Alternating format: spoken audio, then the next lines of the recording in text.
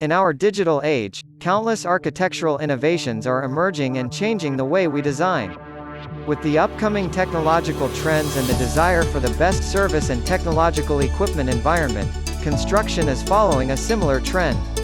There are many new applications and architectural techniques that make the job easier and at the same time more challenging.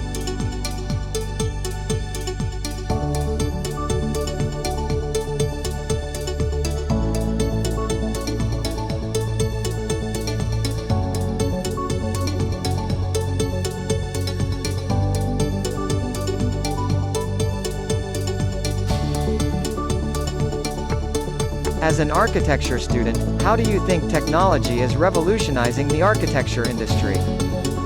I think that it's improving in many ways. The first one, which I think is fabrication. Technology is really helping to push the fabrication process in efficiency and just in the speed of things being produced. And also in generating forms, I think technology is really improving how we think about form creation and form making, and is allowing us to create really interesting designs in a really speedy process.